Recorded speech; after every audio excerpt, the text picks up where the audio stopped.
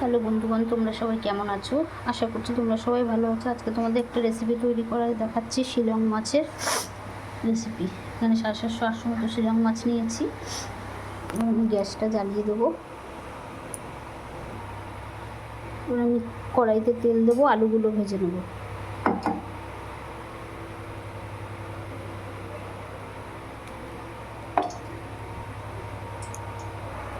আমি এখানে মাছগুলো আগের থেকে ভেজে রেখেছি, নুন হলুদ মাখিয়ে ভেজে রেখে দিয়েছি।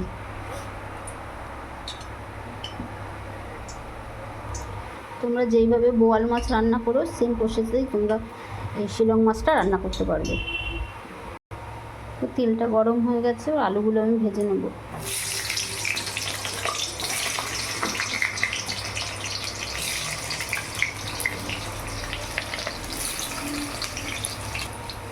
সামান্য পরিমাণে একটু নুন দিয়ে দেবো।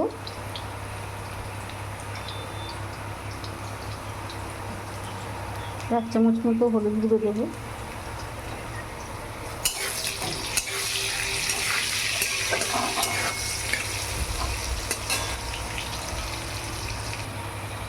আলুগুলো ভাজা হয়ে গেছে, এবার আমি নামিয়ে ফেলবো।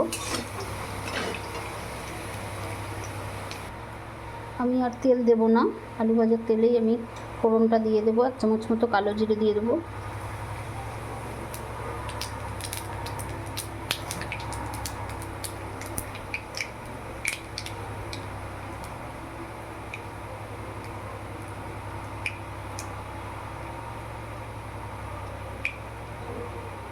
এবং পেঁয়াজটা যে স্ক্যাপারে ঘষে রেখেছিলাম, একটা বড় সাইজের পেঁয়াজ দিয়ে দিলাম।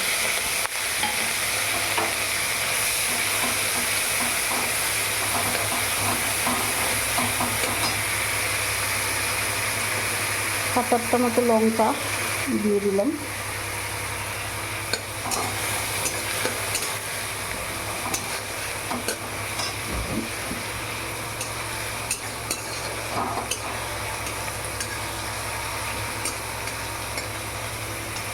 এক কোর মতো আদা ক্যাপারে ঘষে রেখেছি, আদাটাও দিয়ে দিলাম।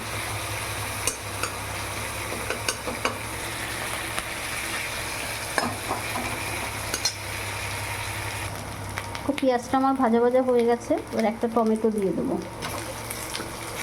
টমেটোটা দিয়ে একটু ভাজা ভাজা করে নেবো, তারপর মশলা দেবো।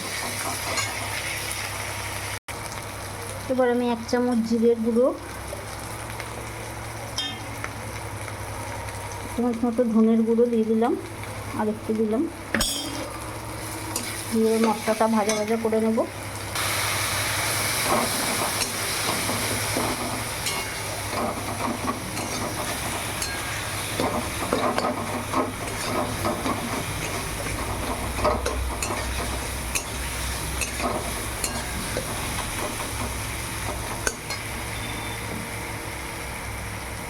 এবার আমি হলুদ দিয়ে দিলাম 2 চামচ, 3 চামচ মতো হলুদ দিয়ে দিলাম, আর স্বাদ মতো নুন দিয়ে দিলাম।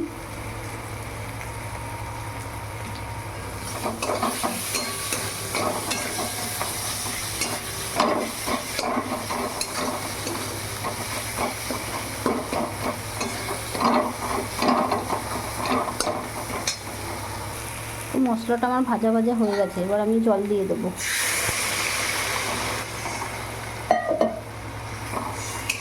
খুব বেশি পরিমাণে জল দেবো না, অল্পই জল দেবো। এবার আমি আলুগুলো দিয়ে দেবো।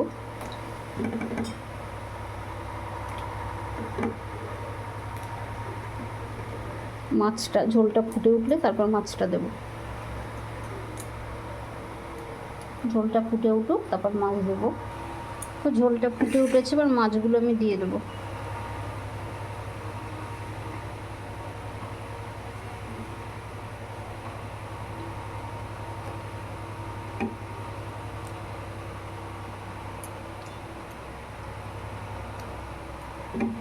মাছগুলো এক এক করে সব দিয়ে দিলাম। এবার আমি 10 মিনিটের জন্য ঢেকে দেবো।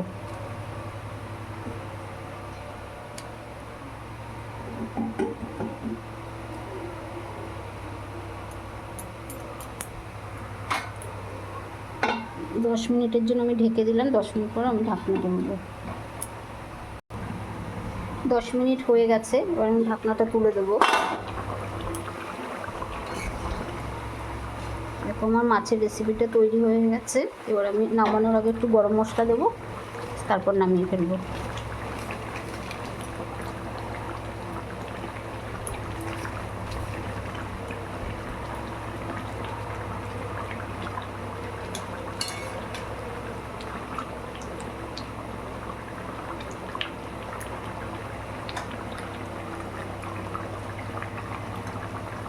মাছটা আমার হয়ে গেছে, এবার আমি গ্যাসটা নিভিয়ে দেবো।